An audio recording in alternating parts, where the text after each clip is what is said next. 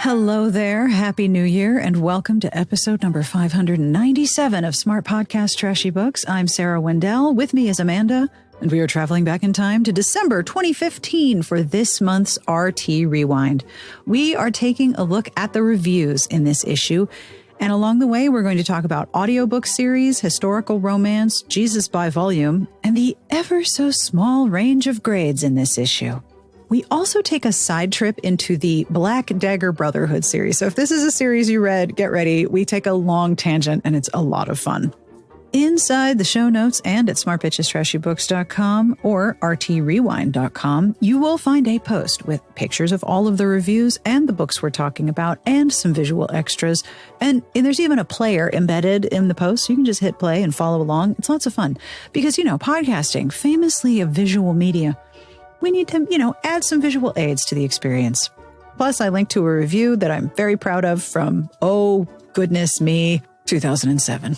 Hello, and thank you to our Patreon community for not only making sure that the show is happening in your ears every week, thank you folks, but making sure that every episode is accessible through the transcript hand-compiled by Garlic Knitter. Hey, Garlic Knitter!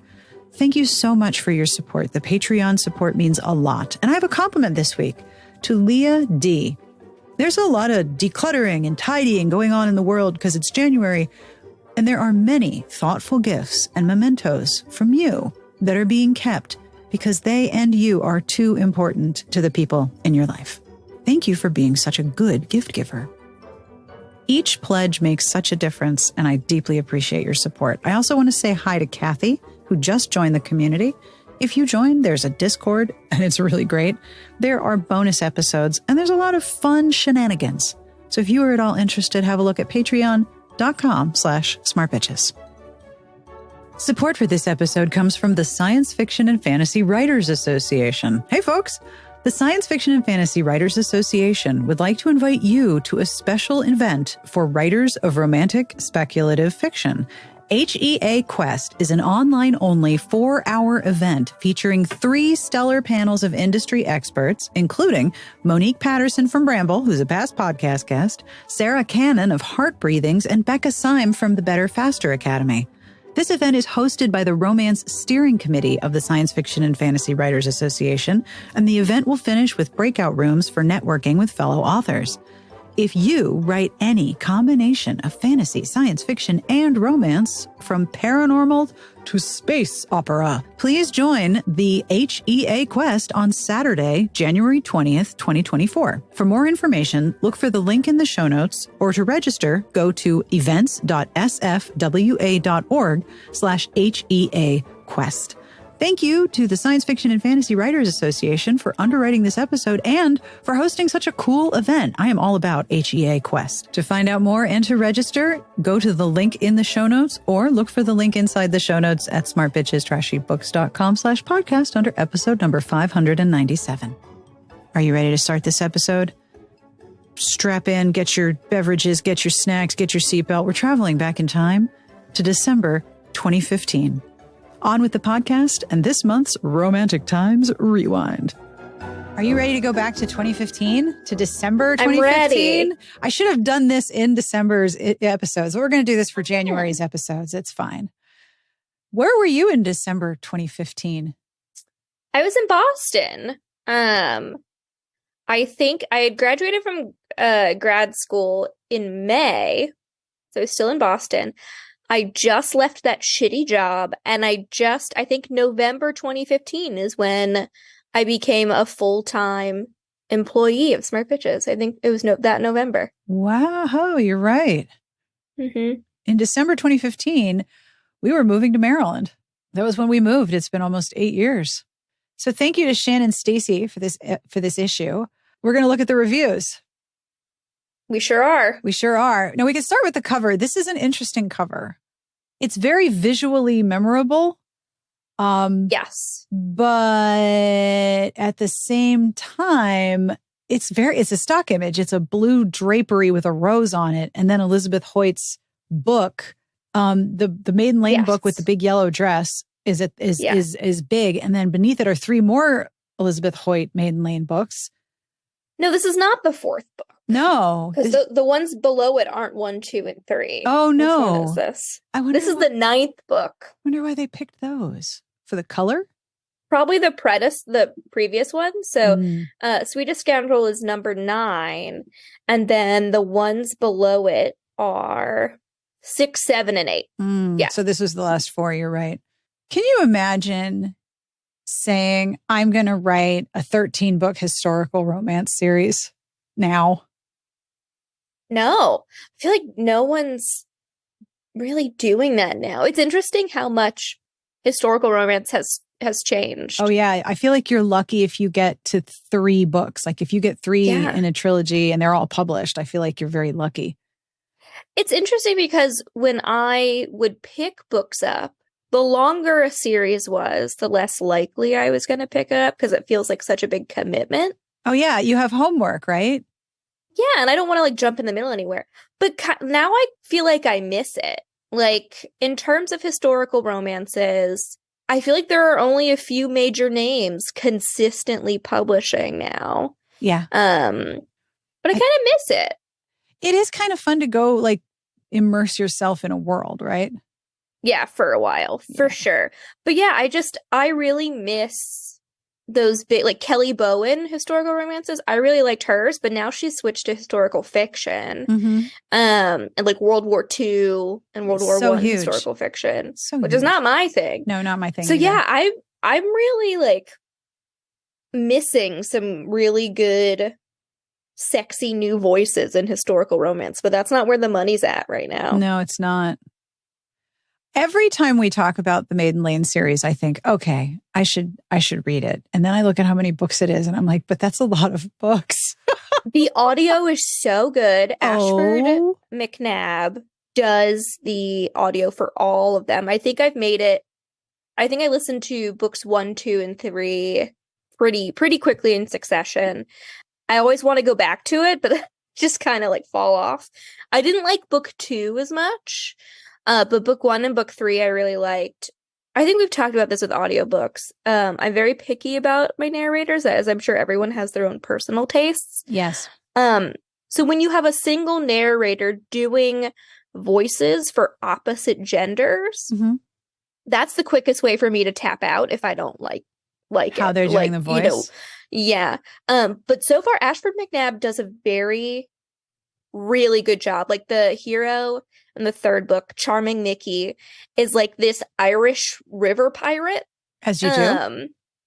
The voice she does for Charming Mickey, so good. So good. So yeah, I highly recommend them on audio, Sarah. So if you've got credits to burn, time to burn, need some background stuff, I think they're good. They are all in Hoopla, and I have put them on my favorites list.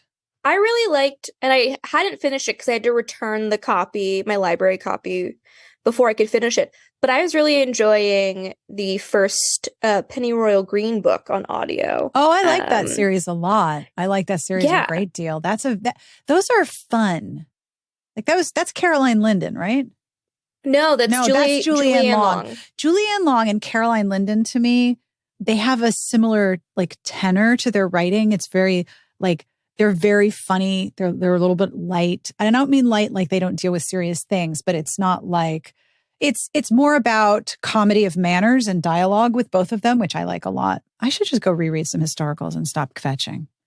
I agree with you about narrators, though. One thing that I really struggle with, and I struggled with this for the Blonde Identity, there were 2 narrators because the chapters are from alternating points of view. And the problem is when one narrator does the other narrator's character voice and they don't match. Yeah. But I like this cover. It's not very interesting. I like the colors. I would remember it. But also, you're right. It's not really about the book. Like, why is the rose the biggest thing?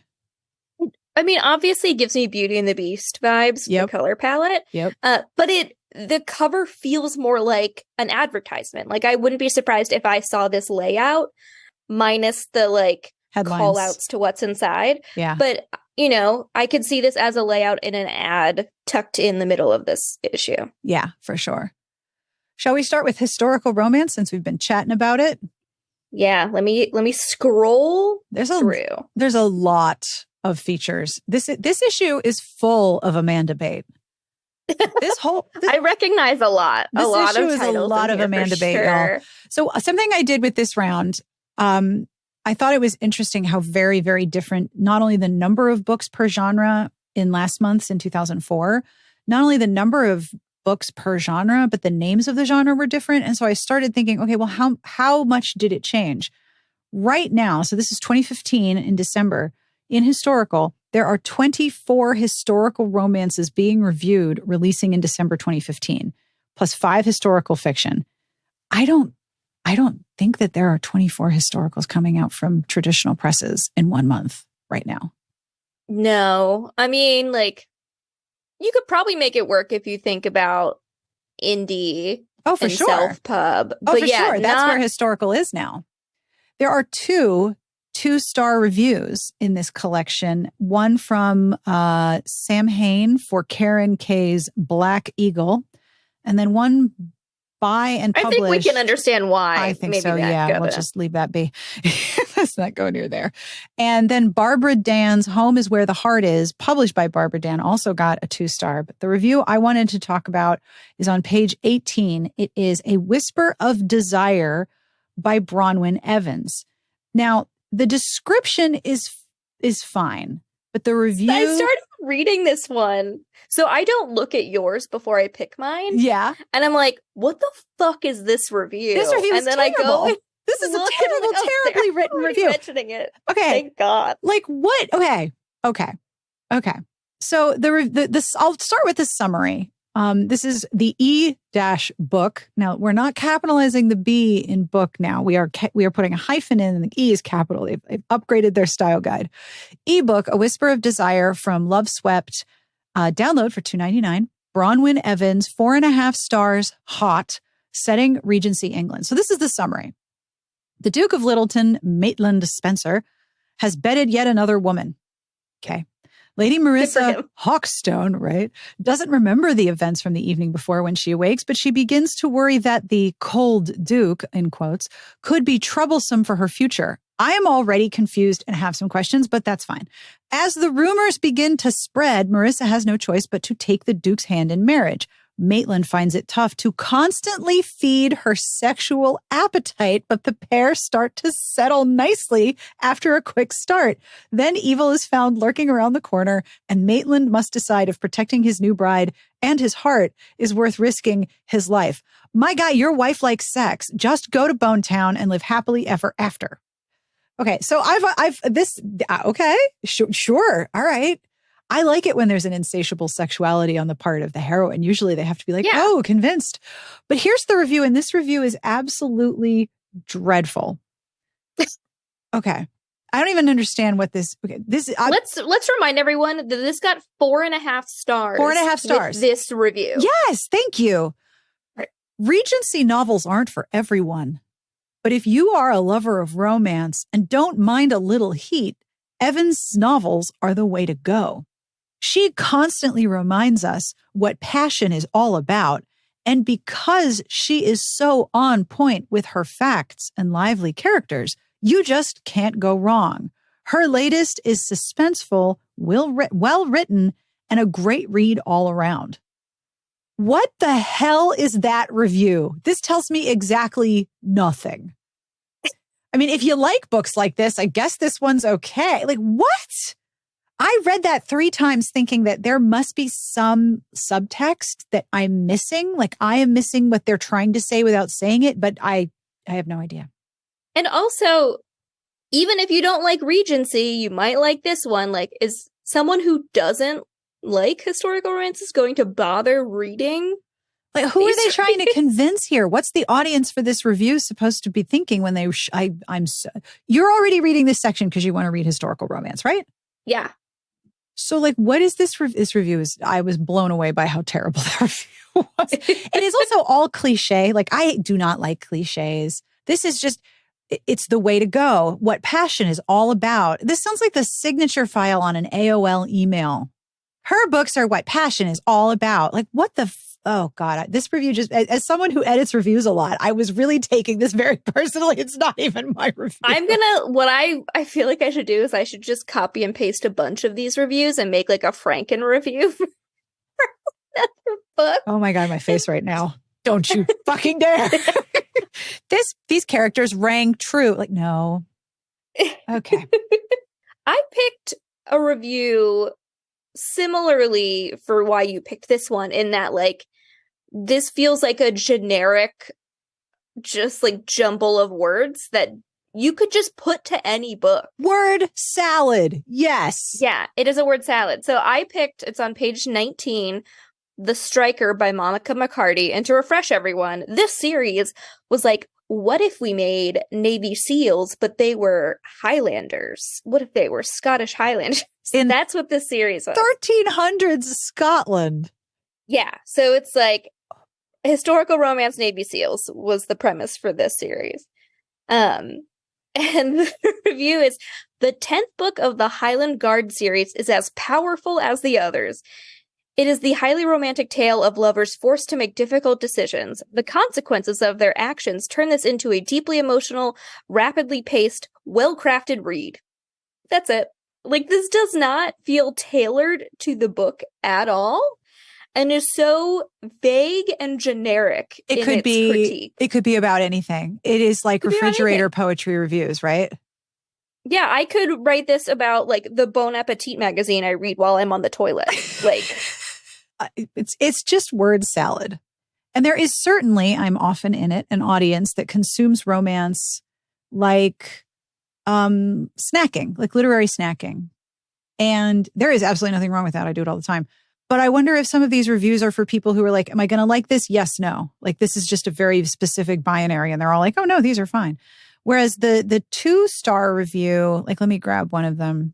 Black Eagle got 2 stars in part because there's details of tribal life, but it's not enough to carry the plot, and stilted dialogue and improbable action. Like, okay, that is a review. I understand what the problem is with that book.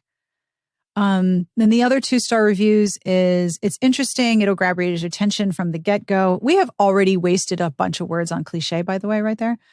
Yeah. Sometimes the flow is interrupted by the unbelievable plot. It's a sweet story with a serious heaping of faith. It's sluggish. Readers will eventually discover the entire point of the story if they have the patience to finish. Like, actually tells me something. Shall we move on to mainstream fiction? Yeah. All right, mainstream fiction. In this section, there are 11 total reviews. All of them are between 3 and 4.5 top pick. Like, it's 3, 4, 4.5, 4.5 top pick. And 2 reviews use the language nothing short of blank as their concluding point. So again, we've got some word salad. I picked a review on page 26 for Branching Out by Kirsten March, 4.5 stars. We'll do the same thing. I'll read the summary first. Shelby Myers is about to marry Ryan Chambers. Despite their different backgrounds, they have a strong connection that will be tested in ways neither of them imagined. Shelby has fears she will be like her own mother was, with her absent from most of her life. She is in no hurry to become a mom, as they are both busy people. When Shelby disappears without any word, Ryan is rocked off his foundation and fears she is gone forever. Both learn that sometimes the past has to be revisited to turn your future into something worth fighting for. So here is the review. Branching Out begins where Family Trees ends, reunited with familiar characters and great new ones. Characters are charming, but a few are not who they appear to be. The storyline is believable and has curves that enhance the plot without overshadowing the plot. March is an up-and-coming writer who has done the research in the area the story takes place, and it shines through. Okay. Curves that enhance the plot without overshadowing the plot? What? Again, I am bothered by the quality of this word salad. This word salad is not to my liking. Anyway. So I picked on page 25, Girls Who Travel by Nicole Treleavis? I think it's Treleavis. I think you're right. Yeah. Treleavis. I saw this one. I'm very intrigued. 4.5 stars. The summary is what got me. Because I was like, what is this? I mean, like, 1, good for her. But 2, I'm like, I need more context in the summary as well. So the summary is, Kika Shores is meant to travel, not work in corporate America. Me too, Kika. Sign up on the line. There's a long line of us. When her time at Voyage Corp is cut short, a babysitting gig in London pops up and gives her the opportunity of a lifetime to be on the go and to reunite with her Irish love, Lachlan. What is Voyage Corp? Like, it sounds to me like it's a travel company. Yeah. And she was like, I thought I would travel, not be chained to my desk at this travel company.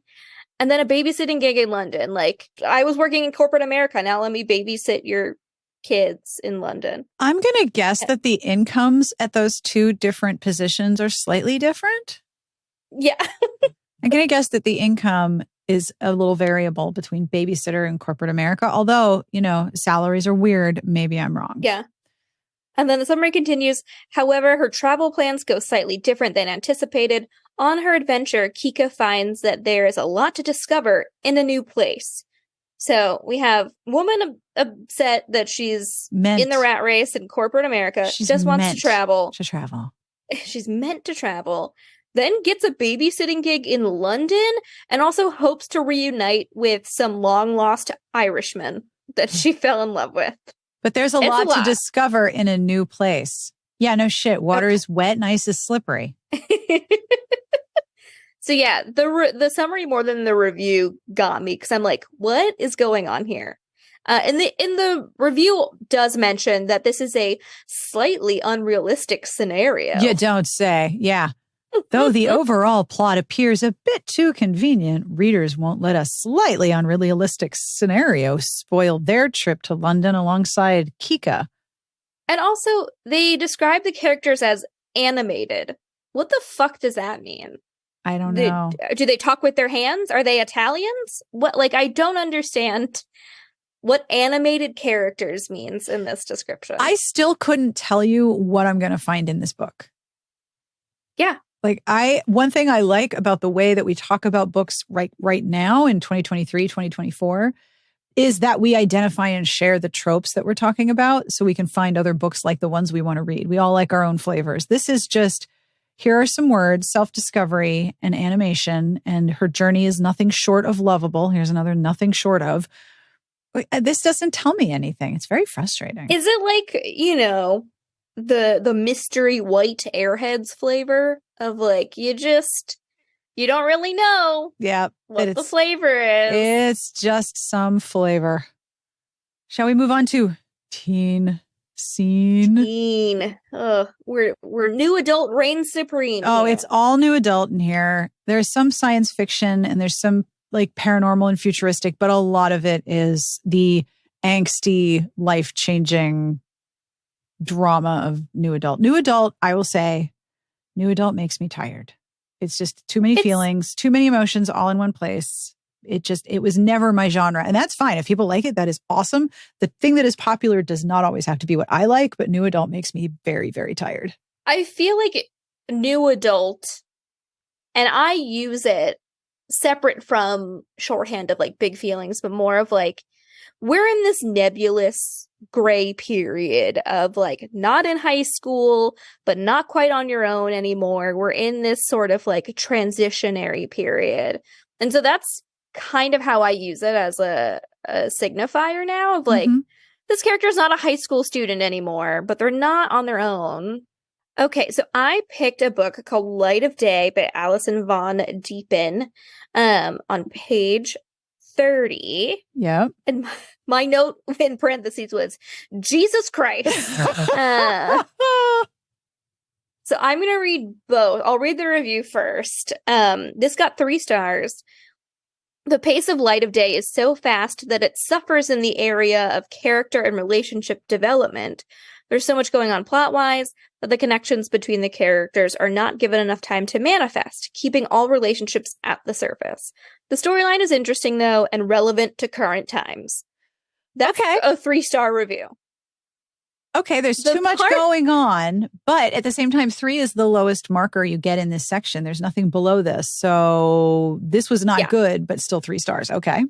Yeah, so this is still in teen scene. It doesn't label it as new adult. It doesn't label it like have any sub-labels. Right. And the last sentence is what got me of like the storyline is interesting though and relevant to current times. So hold on to that sentence as I read the summary. I will stick a pin in it.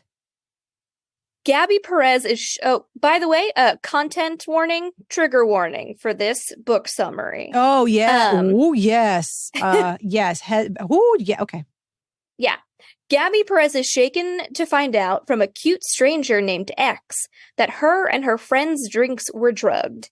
She's also horrified to learn what her fate would have been had it not been for X. Someone is forcing young girls into prostitution. Oi.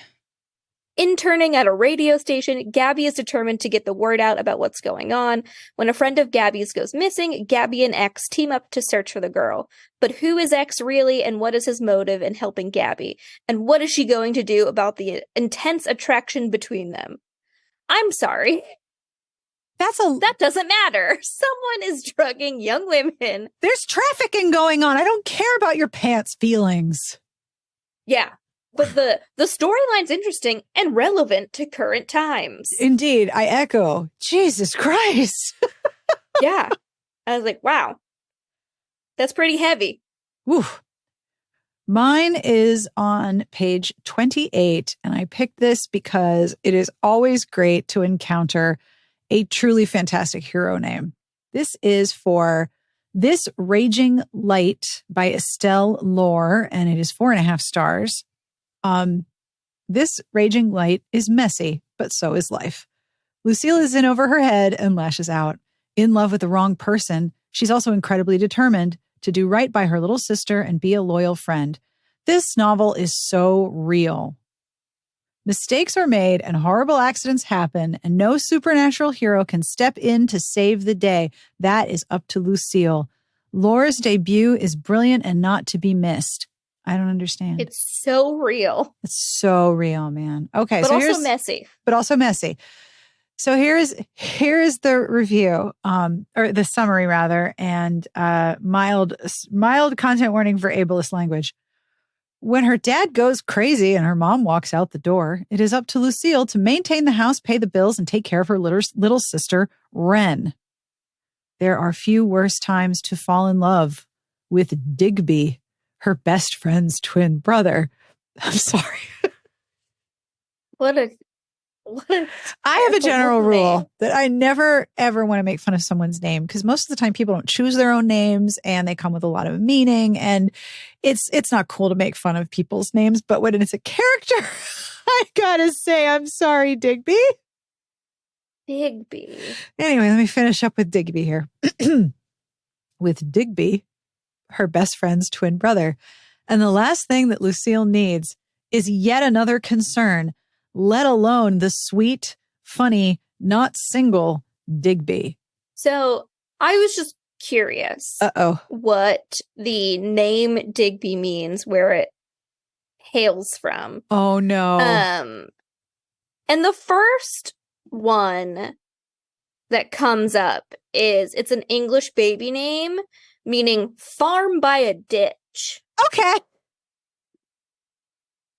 Or town by the ditch. Okay. So English and Norse. All right. Digbyshire. All right. Digby. Okay. I mean, I feel like we deserve a good hero name. Shall we move on to inspirational? We have got an excellent job in this one. So lack of boilers still. Lack of boilers, but I think I've got something pretty good. So there are 24 inspirational novels published in this month, and they are all 3 to 4.5 stars, top pick, plus a gold. And I don't know what are we trying to do? We have top pick, gold. Well, Sarah, I told you can't 1-star Jesus. That's true. You cannot. That's not allowed. You just got to create some room at the top and then like make 3-star the one. This is like when I was in graduate school, and if you got a C, it was failing. Fuck that. Okay. So on page 35, Until the Dawn by Elizabeth Camden, 4.5 stars, top pick. Okay, here we go.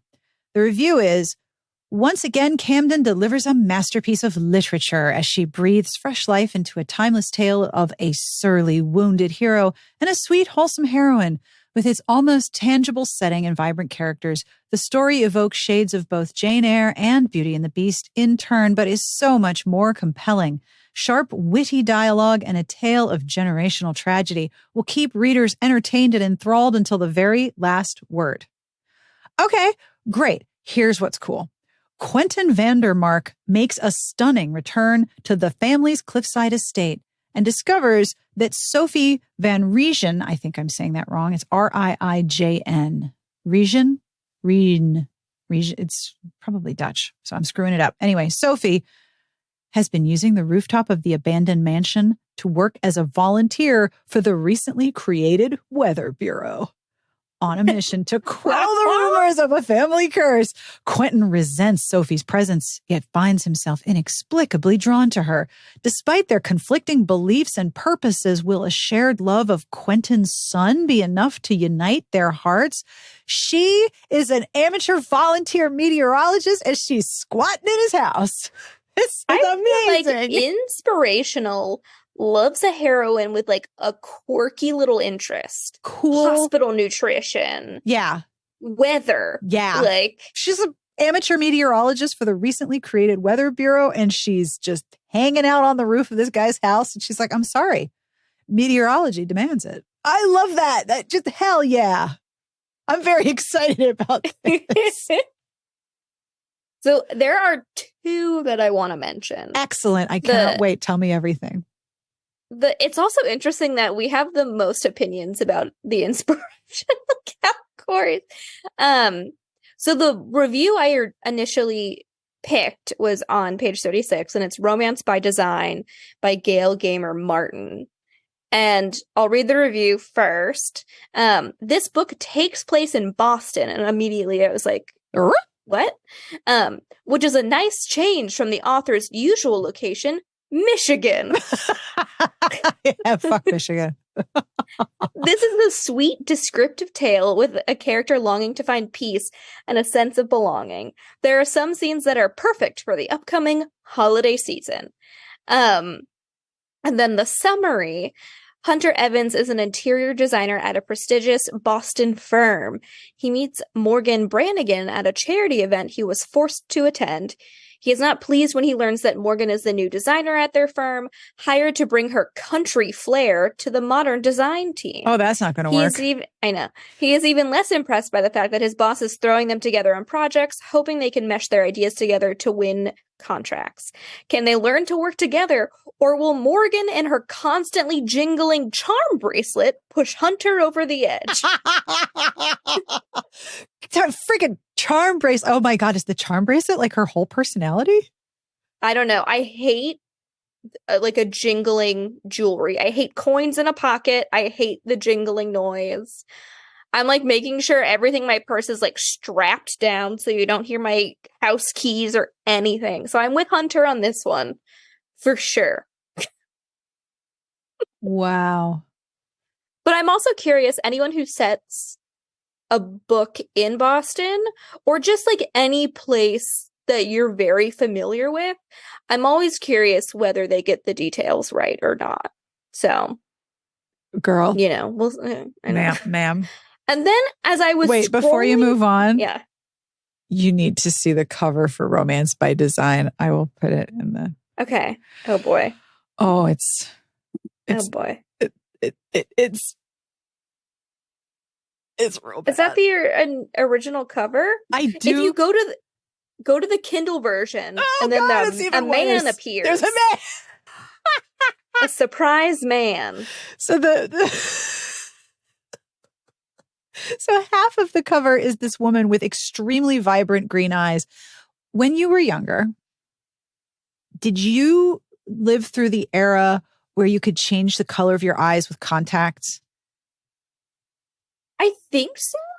I mean, I'm not a contact person. I am not either. Anything in my but they were huge when I was in high school, and I graduated high school in 93. So like in 1991, 92, 93, there were people in my high school who had those contacts and their eyes were that bright nuclear green. So the first thing I'm looking at this is like, oh, she's got those colored contacts from the 90s. So in the Kindle version, there's this guy leaning over in a gray suit that looks like it's for a wedding. And he he has just said, that guy right there with his ears and his arms crossed, he has just said, hey, baby. Like, I thought it was like, hey, do I hear that charm bracelet? Do I hear that charm bracelet? I'm going to rip your arm off.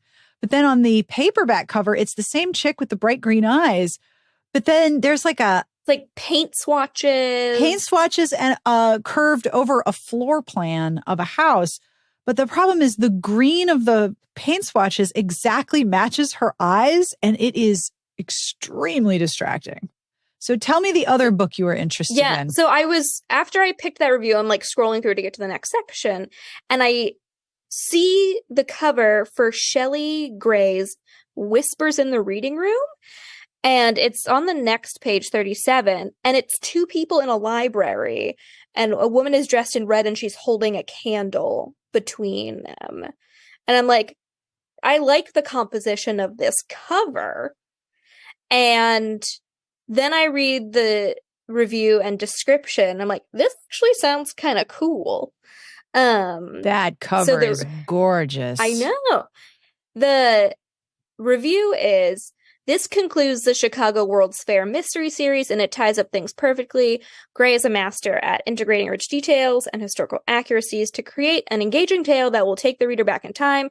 Strong secondary characters are well integrated. It is a shame to see this series end. So, fine review, whatever. But the summary, Lydia Bancroft loves her job at the library. Due to her family's financial situation, she feels pressured by her mother, who frequently reminds her of the importance of marrying well. Despite being engaged, Lydia is intrigued by the mysterious gentleman who frequents the library. She learns his identity, Sebastian Marks, when he rescues her from her abusive beau. Sebastian and Lydia develop a friendship, and they soon find themselves suspects in a murder that occurs outside his nightclub. Oops. What? Is it the work of the society slasher? Oh, God. Or is it one of them harboring a dark secret? Oh, boy. So I'm like, this took a turn, and I'm interested. Oh, my.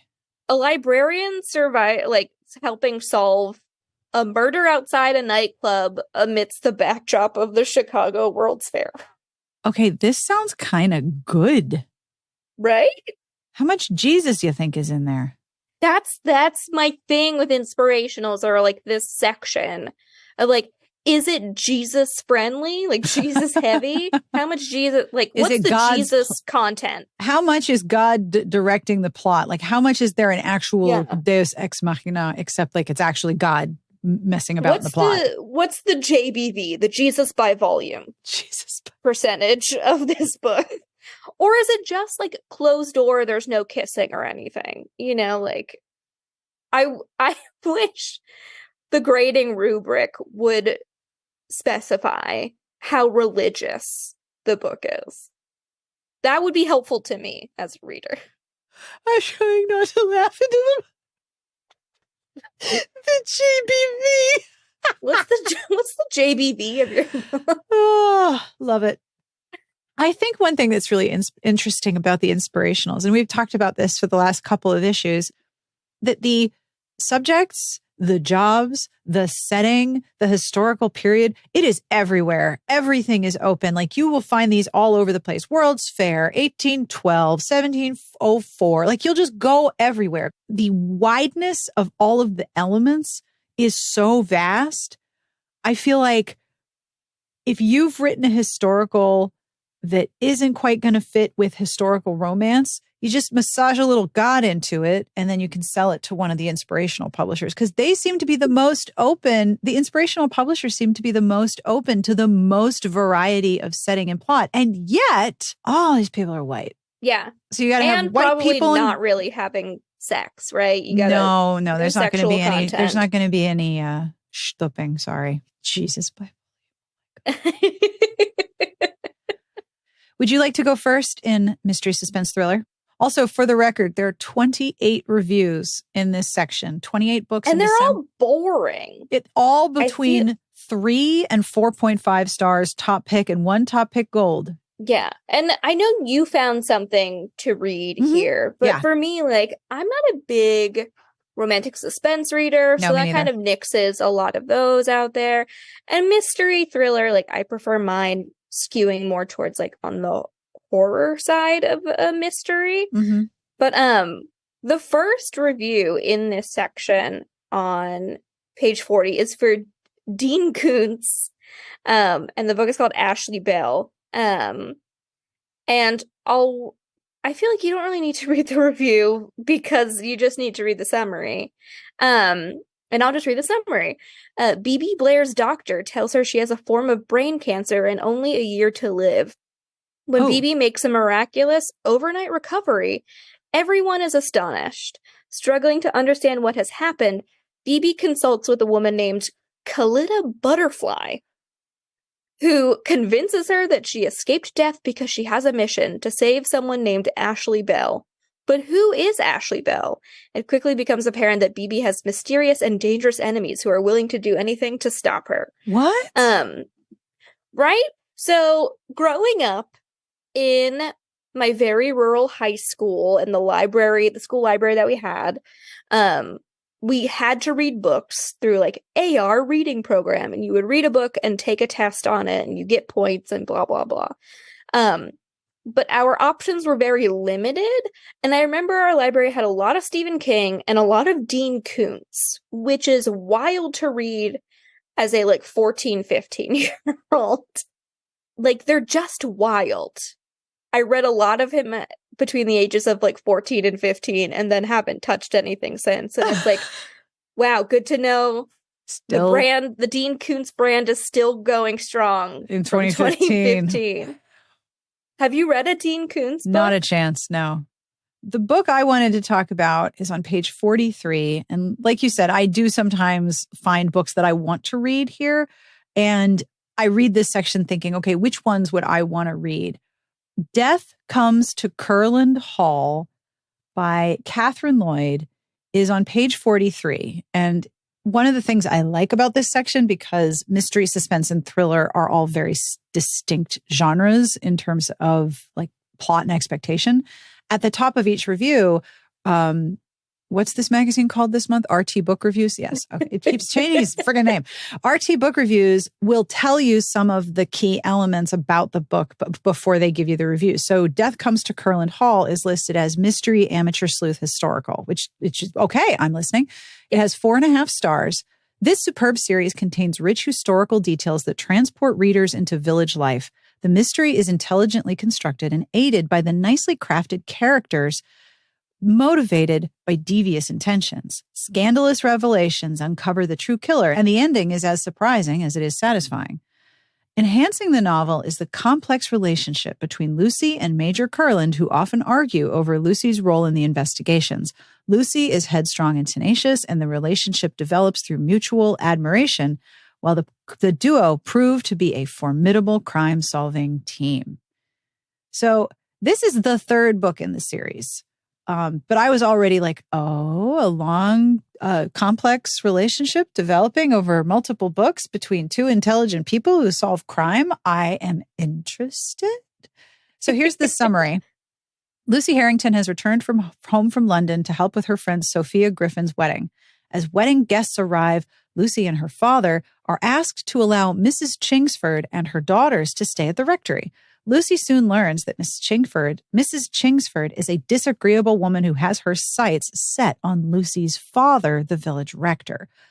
Lucy is dismayed after her father proposes to Mrs. Chingsford. However, the engagement is short-lived when Mrs. Chingsford is found dead at the bottom of a staircase in Curland Hall. Was it an accident or a murder? It appears Mrs. Chingsford had plenty of enemies who wanted the mean-spirited widow dead. Lucy and Major Curland agree to investigate together as they search for a killer who has their sights set on silencing another guest at Curland Hall. Oh, we're pushing nasty ladies down the stairs now, are we? So if you're curious and you are wait a minute, I will tell you, this is the third book in the series. They are all available on Hoopla and in KU, so you can read them as part of Kindle Unlimited, and you can listen to them on Hoopla, which is what I will be doing. And the first one, if you want to start there, is called Death Comes to the Village. And I have it queued up on my phone. I mean, you give me some smart people in a limited social space in a historical period where they're not running around a ballroom. They're in a village. This this person is obviously the rector's daughter. Like I'm already like, okay, and yes, and yeah, okay, yeah, okay, I'm in. Every time you say it, I'm like, rector. Damn near killed her. Shall we move on to science fiction and fantasy? It's a whopping section. There's 8 total books, 4 to 4.5 stars. You top pointed pick. Something out about this section. Yes, I did. Okay. Yeah. Bottom of page 47 in the corner, it says, for reviews of futuristic sci-fi and fantasy romances, please visit our paranormal section on page 64. But those are not the same thing. They're not. If I want a fantasy romance, I'm expecting it to be the sci-fi and fantasy section. Right, because we've already discussed the finer elements between paranormal and fantasy, and they're not the same. Yeah.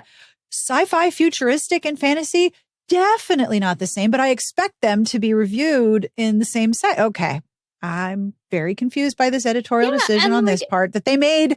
They made this decision 8 years ago, and I'm like, damn it. That's fair. I know, but like they call out like subgenres at the top, like fantasy, adventure. They'll say steampunk. If it's science fiction, like, yeah, why can't they just put romance in there? Like, it's very weird, but okay. Bizarro. Yep. So the book that I want to talk about is on page 46. It is called Warlords and Wastrels. It is by Julia Knight. It is a fantasy. It got 4.5 stars. It's a bit surprising that after the huge war-torn political and magical complications of the middle part of this fine trilogy, Knight reins the scale right back for this smaller but intense story of a few small groups tearing each other apart in the snow. But it fits for Vocho and Kacha. Okay, if I was reading those names, this is Vocho and Kacha, I would trip every time and have to double check who I was talking about. That would mess up my readings, my reading speed for sure. The characterization and psychological depth here are still stellar throughout, and Knight really makes you feel the peril of their environment, as well as the less physical threats, whether to self-image or sense of duty or anything else. That closer focus just reaffirms that the real satisfaction in this story is Knight's well-crafted specific setting and the characters she very much brings to life throughout. You need to look at the cover. I linked to it. I saw. No, I looked. Yeah, I clicked on it. Wow. Okay. So it gives me the like cool guys don't look at explosions yes, sort of vibe. It's an illustration. It's a style that you don't see a lot anymore. There's stuff exploding behind them. They're sort of back to back at an angle. They're both wearing leather and waistcoats and belts. I mean, this has a very steampunky vibe, except that they're holding swords and there's no gears and top hats, but they're very shiny and dirty. Like he is just a sweaty dude and they're in some kind of catacombs and it looks bad ass. This cover looks amazing. Cool. I am very into this cover.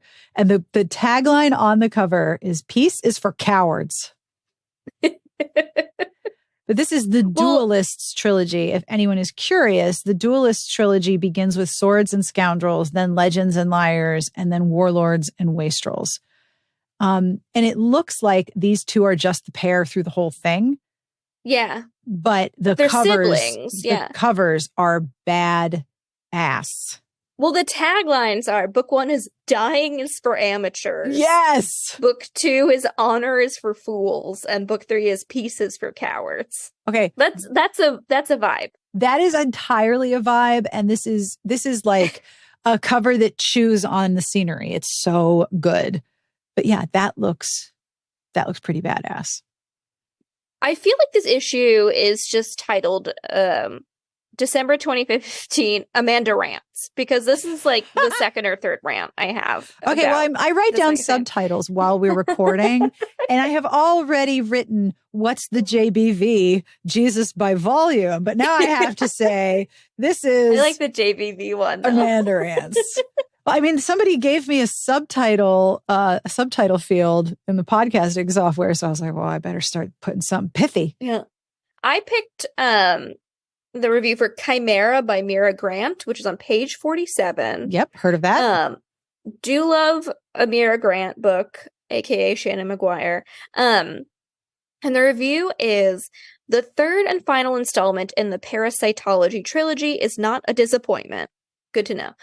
Grant's analysis of the complexities of a symbiont living in a host's world with full self-perception and personal choice never lacks depth or provocation. Sal and Nathan's relationship, cross-species and real, is touching and complicated. The only slight nitpick is that the mutation adaptation of the tapeworms seems abnormally rapid. There's also the slightly unnerving fact that the main villain is a narcissistic tapeworm. Can I trademark that phrase? That's what it says in the review. No one will find a flaw in the ending. However, they may question the rapidity of its occurrence. Definitely makes me want to... Yeah, narcissistic tapeworm. Definitely makes me want to read that series. I haven't read the series by Mira Grant. However, I do not think this magazine should be reviewing sequels and subsequent books in connected series.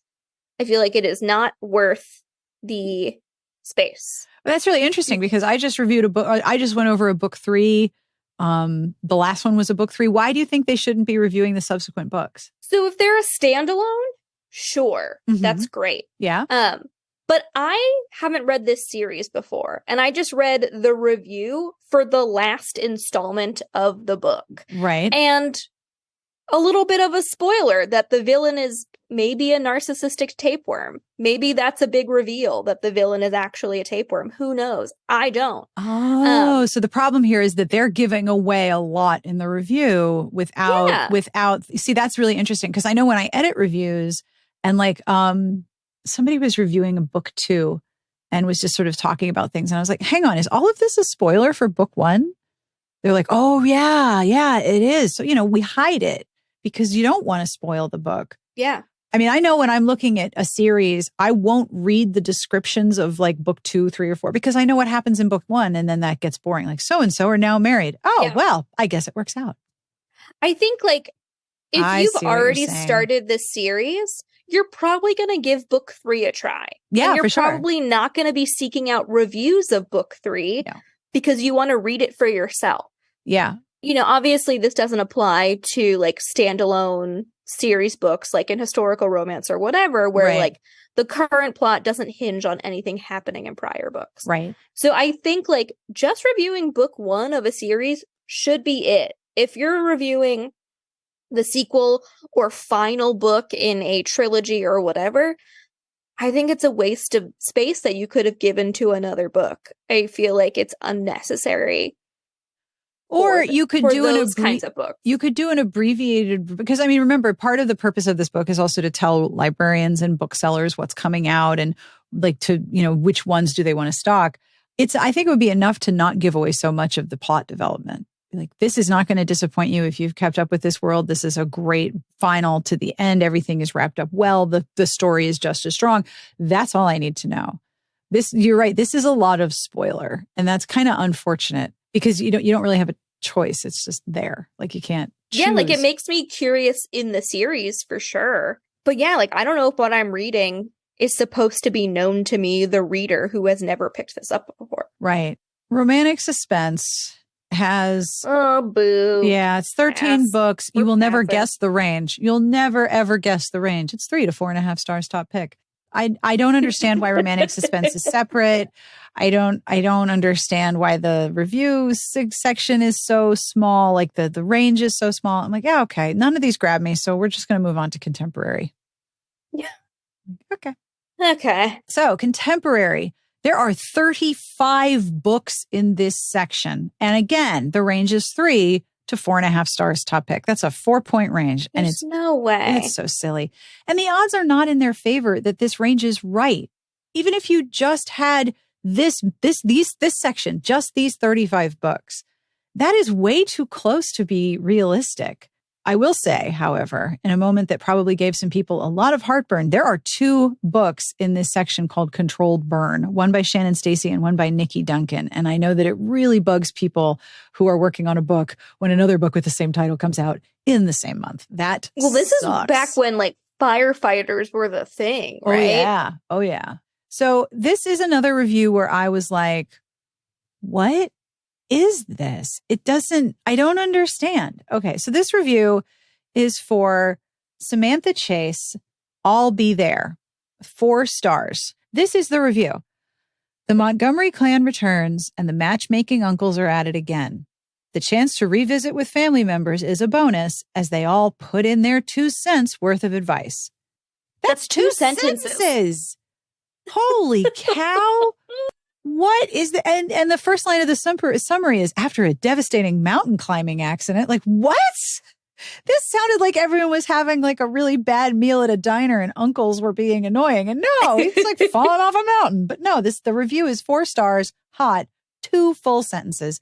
What about you? Yeah. The reason why I picked this one is not because of the review content or anything like that. It's on page 54.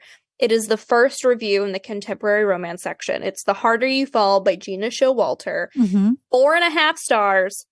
Hot. Top pick. Top pick. Yeah. And this goes back to, they reviewed a Cressley Cole, like her Russian mafia erotica books, and gave it like a top pick, like, you know, one of the highest grades. And I'm like, I love Cressley Cole, but I would not rate that book that highly. Same with this one. Gina Showalter, I started reading her when she was writing mostly paranormal romances. I feel like I'm a little bit more forgiving in paranormal romances with heroes who are like self-destructive or domineering or whatever. Because my little brain compartmentalizes and being like, they're demons. How do they know that this isn't acceptable? So that's how my brain works. However, Gina Showalter's contemporaries are pretty much the same brand of self-destructive, self-sabotaging, domineering heroes, but just in a contemporary set dressing. And I hated this book. I hated this book. Wow. I hated this series. I think I only read this one and maybe another one. Like there might have been like a prequel or something in this series. And I was like, I'm good. I don't think Showalter's contemporaries are for me. And just like moved on. And I'm like, I'll just stick with the paranormals. That's fine. Seeing 2 books in RT that both got highly rated from authors that I've enjoyed before and have read those books and definitely would not give them as high a grade as they are getting, definitely makes me question if my tastes as a reader match up with reviewers. And I think that's a hard thing to do. Yes. Because I mean, their point is to sell magazines. They're not. Yeah. So it's like, I don't trust the grades. Yeah, me neither. As being an accurate reflection. Nope. And I think it's all about finding reviewers that you match with. And I think that's why our site works so well, is people find their sort of like reading match to our reviewers. Yeah. You know, tastes align, thoughts and feelings align, or we're given the space to explain our thoughts and feelings. And someone can be like, oh, I picked this up too, but I disagree with you and this bothered me less or this bothered me more. But for the magazine, they are restricted by space, which puts them at a disadvantage, to where we don't really get to know the reviewers and learn to like trust what they're saying, or get to know the reviewers in a way of like, oh, this person reviews a lot of paranormal and I read a lot of that, but like we have different tastes on heroes or heroines or whatever. Yeah.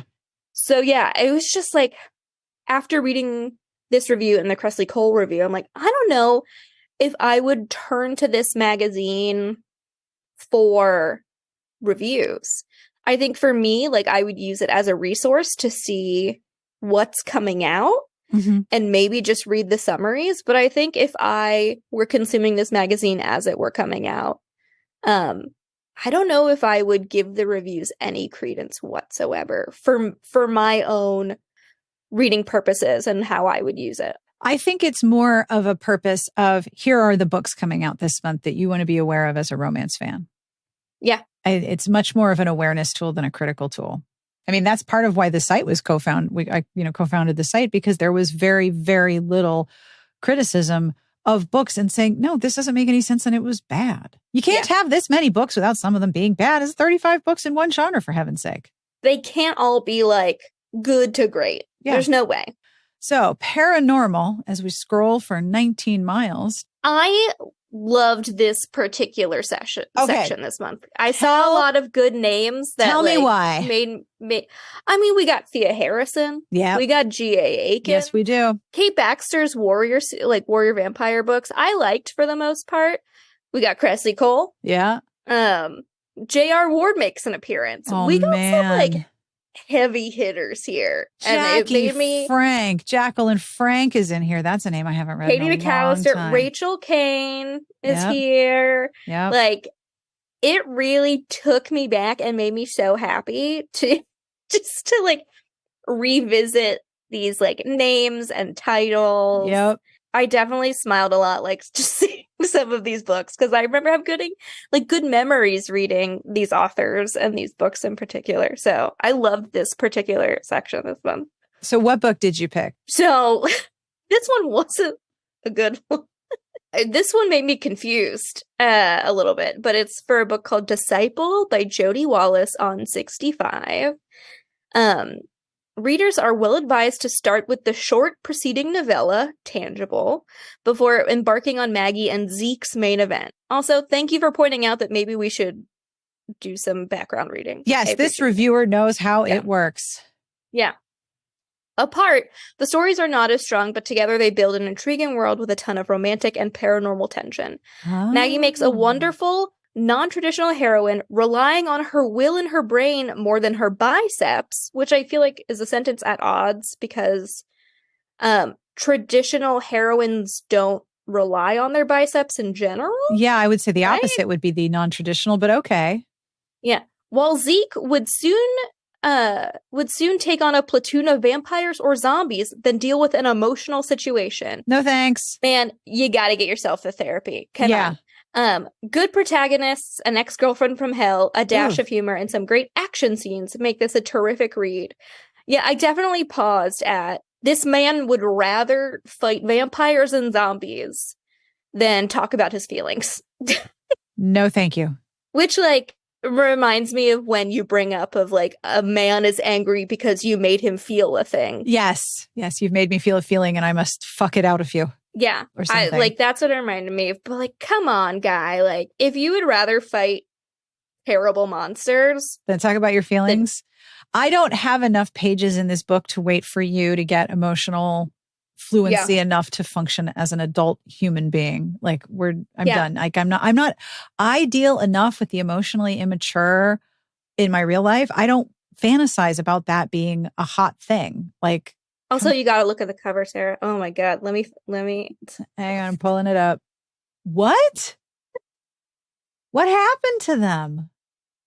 Disciple urban fantasy, forbidden protector, hero romance, Dreamwalkers Part 2. What is happening to them? They're about to be Men in Blacked with the light, I feel like. Oh, but then they're sleep kissing.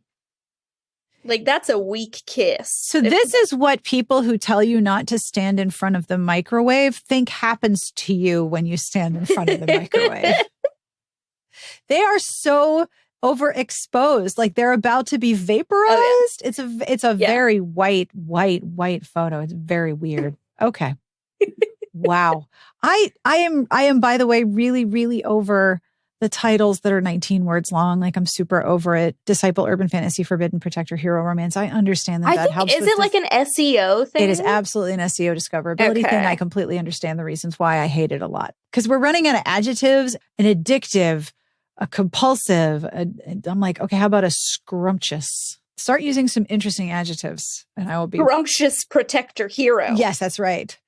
So the book that I picked... Okay, so you just were like, oh my gosh, I remember this era. I remember these books. I love this. Okay. Yeah. I had no idea that any of this happened in this, any of this happened in the J.R. Ward world. That's a tongue twister. I had no idea any of this happened. I read this. I was like, oh, there's a J.R. Ward book. It's called Blood Kiss. It got 4 stars. Spin-off. I had no idea there was a spinoff. I knew nothing about this. Megastar Ward has decided to launch a spinoff series from her Black Dagger Brotherhood books. And I stopped and went, wait, she really did? Oh my gosh. Yeah. No way. I had no idea. I was not paying attention. Now, to be fair, I was also moving house at this time. Like when this came out, I was packing up my house and moving my house, but I had no memory of there being a spinoff series. And I was laughing so hard when I read this. Like, wait, this happened for real? Oh my goodness. Oh yeah. So anyway, if you're curious and you didn't know there was a spinoff series either, the spinoff features new, somewhat younger individuals fighting for their place in the Black Dagger legacy. The first book focuses on Paradise, the blooded daughter of King Wrath's first advisor, who must break through centuries of societal programming to become a female warrior. Per usual, there are multiple storylines playing out, and quite a few members of the Brotherhood make appearances. If you love the Brotherhood series, you are bound to enjoy this one as well. So do they still fight guys that smell like Johnson & Johnson's baby powder? That's the important thing. Are they still my guess probably. The powder puff demons? Is that what I'm guessing so?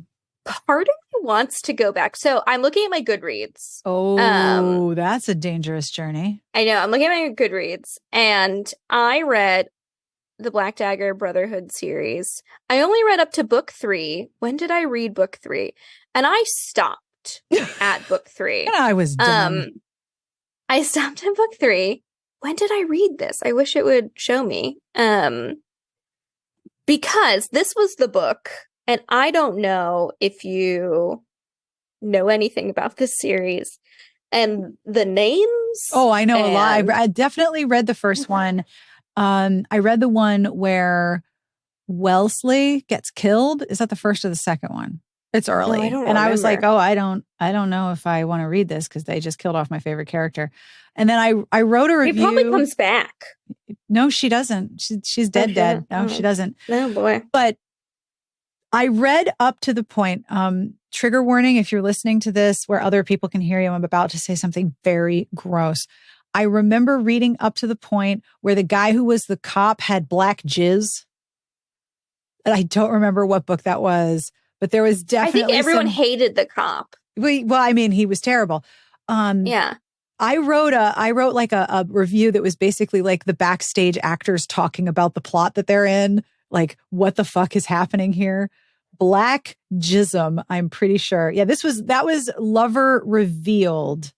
Okay. And I will put a link to the review in the show notes because I'm very proud of this review. I gave it a D+, but the review is very funny. So I read Lover Awakened, which was book 3. That's as far as I made it in the Black Dagger Brotherhood series. I read it 15, 14-ish years ago. Okay. So clearly top of mind, you remember everything about it. I gave it 5 stars. Oh. And this was the tortured hero. Like literally, he was like a former blood slave. His name was Sadist, put a Z-S-A-D-I-S-T. His name was Sadist. And the heroine's name was Bella. And after reading this book, I gave it 5 stars. I was like, this is peak literature. We can only go down from here. I will not be continuing the series. We're going to preserve these feelings where they are. And I am done. And I never picked up a Black Dagger Brotherhood ever again. I was like, man, we have peaked at book 3. Goodbye. Oh my God. But part of me is like, should I go back and continue? No, I think you should go back and reread book 1 and see what past you and present you think about it. Well, book 1 and book 2, I only gave 4 stars. Oh. And then book 3, I gave 5 stars. So wait, book 3 is Lover Awakened. Yeah. Okay. They're pretty routinely rated above 4 stars and have like, I mean, the later ones, obviously you can see people have tapped out on reading them. Because the first book has 300,000 ratings. Oh, yeah. But at the time that these came out, they were very unique. And one of the things That's a 2000s PNR, baby. That's right. It's 2000s PNR, and it's a secret society, and it's, violent hypermasculinity with references to biker gangs. And they're okay. So I just looked up Lover Unbound, which is Viscus's book, which is book 5. Yeah, the names are something, huh? Yeah. And then what's the cop's name? His name's like Butch. Butch. Ruthless. They have Fury with a PH. Yes. Pahuri. Oh, yeah, boy. there's Revenge with an Rehvenge. Revenge. No, I like Viscous. Viscous and Butch. Jeez Louise. Black oh my Jizz. God. Black Jizz. That was where we went with that series. And I was like, and I am done. Thank you. I just appreciate, look, Ward leaned so hard into this. And sure, it's pretty corny stuff. It's corny and it's problematic. But the commitment to the bit, even in the most recent book. Oh, yeah. Which is, let's see, book 22. Oh, Lord have mercy. Which came out, it's coming out next year. We're still going. Okay, so that doesn't have enough information. And that's not the spinoff. That's the main one. That's the main one. So book 21 is Lassiter and Raven, Rahvyn. We're still going. Did she invent some dudes? Going. She must have been. I don't know. There's Savage 2021 SAHVAGE. Ravin RAHVYN. Ravin. Lassiter. Blay and Quinn QHUINN. Wow, this is so weird. It's still hasn't changed a bit. It's good to know that some things are perennial, even if they're not for me. Shall we move on to urban fantasy? Yes. Okay. So we've got 5 whole books between 4 and 4.5 stars. Top pick. Page 68's Alien in Chief, Ginny Koch, 4.5 stars, top pick. If you read the description, you don't need to read the series. This is the same problem we're having before. This is book 12 of 16, this series. Yeah, we talked about one of these other books in a previous episode because Kitty Cat Martini. Kitty Cat Martini. You don't forget a name like that. No, and if you know what, if 8 years later we laugh at the name, that means it was memorable. So good job. But if I read the description, I don't need to read the series now. I just read everything that's happened up until now. It's book 12 of 16. I feel like most of these books in here are continuations. Mm-hmm. And I get it. It's hard to review a continuation of a series. But also other reviewers are pretty clear. Yeah, you don't want to start with this one. Don't do that. Except for that mad lad in that one episode, in that one issue that was like, it's book 5. Start here. It's fine. You'll be fine. Yeah. But also, why can't this be fed into sci-fi and fantasy? I don't know. Which one did you pick? I mentioned Wicked Ever After's Delilah S. Dawson's book on page 68. And this is where I made a note to rant about subsequent books because this is another one. This is the last installment of a series. But I just want to point out that the hero is named Criminy Stain. That's the only thing I wanted to mention. Criminy Stain. He's a bloodman and a ringmaster, and his name is Criminy Stain. And his human love interest is Tish Everett. Criminy Stain. That sounds like something like my grandma would say, like Jiminy Christmas, Criminy Stain. Criminy Stain. Oh, okay. That's a good, rather banal curse word. Okay. Moving on into series. There are 2 2-star reviews, and the book that I wanted to talk about is not one of the 2-star reviews, because the thing about the series reviews is that they do put the summary first, but the review is often like one sentence and it doesn't tell you anything about why it's getting 2 stars. The book that I wanted to call your attention to is on page 78. It is a Harlequin special edition. Princess Under the Mistletoe by Lee Ann Banks is reviewed on page 78. And they're not really reviews. A lot of these are not really reviews. Sarah Smith is a fraud, a pursued princess in hiding, not a real nanny.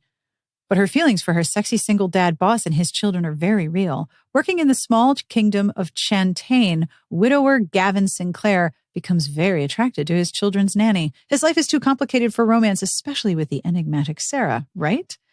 Fast-paced dialogue, a riveting storyline, and charming characters make Banks's tale flow well.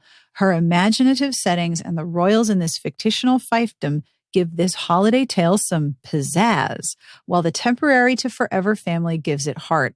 That's actually a pretty robust review for this section. So I was like, oh, that's really interesting. And then I looked at the cover. And if you look at the cover of this book, that guy is 12 years old. Well, I made a note that the series is called Royal Babies, and maybe he's the baby. He's so young, this cover model. Look at him. He's the baby. He's 12 years old, this guy. He looks like a politician to be. Like, yuck. Also, Amanda, on page 80, I wanted to make sure, don't miss that big ass hat. That's a good big hat. We need a hat watch. Yes. We just find the big hat. We have been missing the big hats in this issue. It was all the way down in Love Inspired Historical before we get a big hat. Yeah. So what book did you pick? So I picked on page 72, Triplets Under the Tree by Kat Cantrell. And it's the Harlequin Desire line. One, I think there's a misused word in this review. But two, I read this and I was like, holy shit, this sounds fucking bonkers. All right. And I love a good fucking bonkers. I didn't read this one, so I am ready. I'm looking at a big hat and I am ready to receive. MMA fighter Antonio Cavallari and his wife were reportedly killed in a plane crash, leaving Caitlin to raise the surrogate triplets she agreed to carry for her sister. Oh boy. Everything changes when a year later, Antonio shows up on her doorstep, intent on getting his life back despite suffering from amnesia. Oh, yes. They agreed to live together while he concentrates on regaining his memories. Can they move on once the truth of the past is revealed? The soap opera style storyline is easy to read and the characters are easy to care for. However, Caitlin's initial reaction to Antonio's marriage doesn't jibe with her declarations of love. The MMA aspects are a real highlight and gave Antonio's personality and actions a sense of authenticity. Jibe, I don't think is right. I think they meant jive with a V. Not a B. To jibe is to like sneer at, right? Well, yeah, there's two meanings. Jibe is to be in accord, or it's to utter taunting words. It means that's how I know it both. As like to taunt or mark. That's not, yeah, I agree. Okay, that's super weird. So yeah, that's a weird word choice right there. And wow. But anyway, MMA fighter surrogate triplets reportedly died, who's like his wife's sister is carrying their surrogate triplets. He shows up a year later and has amnesia. Surrogate triplets? Who has any kind of time for anything if you're raising triplets? Oh my God. I want to know the depth of his amnesia. Does he think Caitlin is his wife? Does he know who Caitlin is? How is he determined to get his life back despite suffering from amnesia? Like, what parts does he not remember? Are you going to read this book and find out? You should read this book and find out. I don't like I don't like books with babies. I don't love a pregnancy storyline. There's only 3. They don't take up much There's room. only 3. So shall we move on to erotica? God, this section was all right. Something. So 17 books. We do have a 2-star for Kate Pierce's tribute. And the range is 2 to 4.5 top pick for 17 books. I feel like that's a lot more reasonable. Page 82, 4.5 star, top pick, erotic romance menage BDSM, Coming Back by Lauren Dane. The third book in Dane's Ink and Chrome series focuses on a torrid trio's second chance romance. Okay, I understand what I'm getting here. Sexy, witty dialogue is interspersed with soul-bearing discussions as these characters confront their past and learn to become stronger, more confident people who are better able to deal with life's challenges and feel worthy of each other's unconditional love. Sizzling sex scenes spiced with kink deepen the emotional connection between the three, making this unconventional romance shine, while their devotion to each other adds a special sweetness to their dirty good times. That's a good review. I understand exactly what I am getting here. Sweetness, emotion, lots of sex. Got it. But did you read this series, or were you more into the other Dane series, the futuristic space one? I read the futuristic one, but Elise liked this series and I believe reviewed 1 and 2 in the series of for the the Ink and site. Chrome books. Yeah, we'll put links in the show notes. Yeah, I remember the covers being very beautiful. Oh, the covers are gorgeous. I'm pretty sure if you scroll down, the covers are on the next page because there's a full page ad for Lauren Dane. I also love that Lauren Dane's logo for all of her branding is Lauren Dane, read hard. I like that. But yeah, the covers for the Ink and Chrome were very ethereal, which is weird because it's about guys who fix motorcycles and do tattoos, I think. Yeah, but the women on these covers have some gorgeous tattoos. Oh, they really do. Truly beautiful. So what did you pick? Oh boy. So I picked Stepbrother Mine by Opal Carew on page 82. If you can guess what that one's about. The review here doesn't matter to me. It's the summary. All right, bring it on. The summary is a lot. Dana's much-married mother dumps her at Mason's home after she marries his father. 16-year-old Dana is left to fend for herself until she meets Mason, who makes sure she's protected from his father's warped behavior. Oh, God. Yeah. Dana convinces herself that she's in love, but Mason, who is older and developing feelings for her, eventually leaves to avoid the temptation. 10 years pass before they're reunited. Dana's mother forces her to find a new way to finance her grad studies, so Dana decides to sell her virginity to the highest bidder. Oh, dear God. Oh, wow. Okay. That's a whole other book. We had a book in the first part. I know. Millionaire Mason is not about to let Dana fall into anyone's bed, especially his perverted father. Oh, dear God. Oh, God. Ugh. I know, right? The fact that Mason is dedicated to his dom lifestyle is the only remaining roadblock to Dana's dream. Mason is sure that he could convince her to take his money without the sex, but she insists, and things only get more intense. It's like a 7-layer bean dip of yuck. And it's only 288 pages. You know this book is just like bang, bang, bang, bang, bang. No, thank you. Oh, wow. That is quite a note to end this episode on. I am so impressed. And that brings us to the end of this week's episode. Thank you, as always, to Amanda for traveling in time with me. We do a monster recording session to record this and the ads episodes, and they are so much fun. So thank you especially to Amanda. And thank you to Shannon Stacy for sending me so many wonderful PDF issues of Romantic Times.